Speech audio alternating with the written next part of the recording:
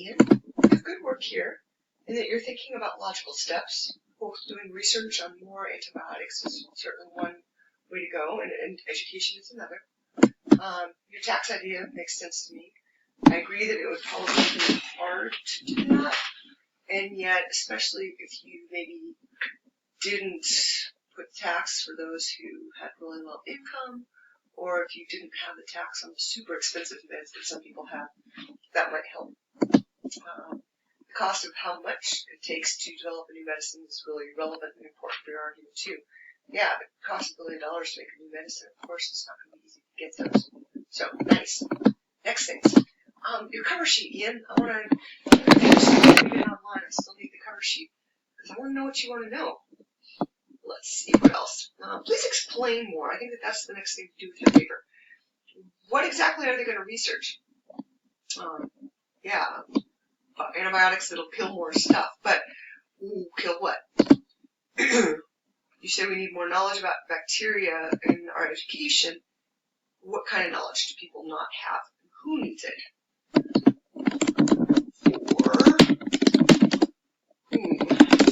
And then I have a question here. Are you actually talking about two different actions in this paper?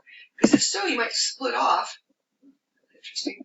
You might split off and talk about one in your next paper. One would be research to develop more antibiotics. That's one action. But education about the antibiotics we already have is a whole other question. So I would suggest putting more energy into one of those, even for action 2, since you didn't get into much detail about either in action 1. You said that we need more or some federal funding for this. How much federal funding do we have already? It's important to know what's happening now before we change it. Why do we need more? If they already are putting in, $5.8 billion into this or something, do we really need more, or should we make better use of what we've already got? Our federal government doesn't have all the money in the world. So Ian, I'll just be blunt here.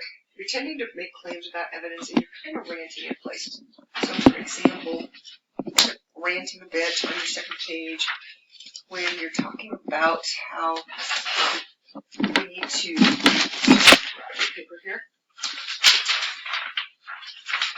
The benefits of a healthier society outweigh the greed of large companies that don't have a vision for creating a healthier planet. Now wait, charging more for prescription drugs, that's probably going to end up going to the consumer, right?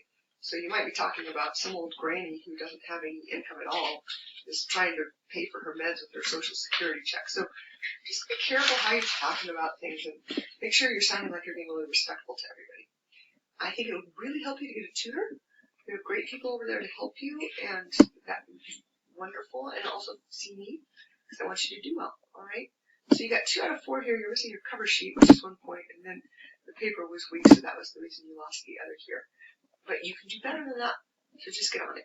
All right, thanks.